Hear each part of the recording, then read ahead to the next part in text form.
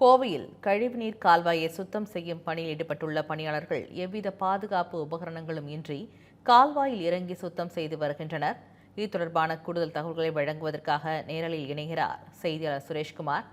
சுரேஷ்குமார், விரிவான தகவலை பகிருங்கள். வணக்கம் பராசக்தி. கோவை காந்திபுரம் அருகே மத்திய சிறைச்சாலை மைதானத்தில் செம்மொழியான தமிழ் மொழியின் தொன்மையை போற்றும் வகையில் செம்மொழி பூங்கா பணிகள் நடைபெற்று வருகின்றன.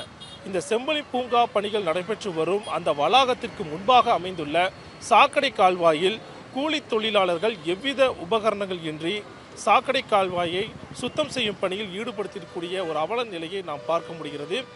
நீதிமன்றங்கள் இதுபோன்று நேரடியாக சாக்கடை கால்வாய் மற்றும் பாதாள சாக்கடை போன்ற கழிவுகளை சுத்தம் செய்யும் பணியில் மனிதர்களை ஈடுபடுத்தக்கூடாது எனவும் அதற்கு பல்வேறு வழிகாட்டு நெறிமுறைகளையும் நீதிமன்றங்கள் வெளியிட்டிருக்கின்றன. குறிப்பாக பாதாள சாக்கடை மற்றும் மலக்குழி போன்றவற்றில் இறங்கி பணியாற்றுவதற்கு பதிலாக உபகரணங்களை பயன்படுத்த வேண்டும் என்ற ஒரு அறிவுறுத்தல் இருந்து வருகிறது. அதே போல உயரம் குறைவான இது போன்ற சாக்கடை கால்வாய்களில் இறங்கி பணியாற்றும் போது போதிய உபகரணங்கள் இருக்க வேண்டும் என்ற ஒரு அறிவுறுத்தலும் இருக்கிறது. ஆனால் நான் இருக்கக்கூடிய இந்த பகுதியில் எனக்கு பின்னால் தான் செம்மொழி பூங்காவுடைய கட்டுமான பணிகள் நடைபெற்று வருகின்றன. அதற்கு முன்பாக நமது ஒளிப்பதிவாளர் நீலமேகம் காட்டக்கூடிய அந்த பகுதியை பார்க்கிறோம்.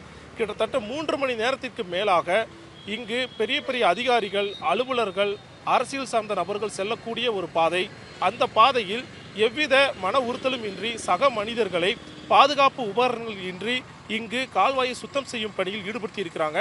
நாம் இந்த பகுதியில் ஏன் உபகரணங்களை நீங்கள் பயன்படுத்தவில்லை, யார் உங்களை அழைத்துட்டு வந்தாங்க அப்படி போன்ற ஒரு விசாரணை மேற்கொண்ட போது உடனடியாக அவர்கள் யாருக்கோ ஃபோன் செய்ய போக அவர் நேரடியாக இந்த பகுதிக்கு இங்கே பணியாற்றியவர்கள் அழைச்சிட்டு போயிருக்காரு.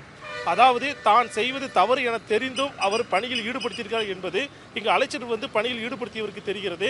ஆனால் சக மனிதர்களை இது போன்ற கழிவு அள்ளும் பணியில் ஈடுபடுத்தும் போது உரிய பாதுகாப்பு உபகரணங்களை அளிக்க வேண்டும் என்ற ஒரு எண்ணம் அவருக்கு இல்லாமல் போனது.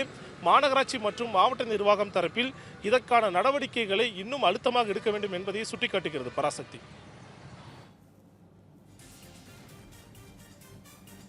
தகவலுக்கு நன்றி சுரேஷ்குமார்.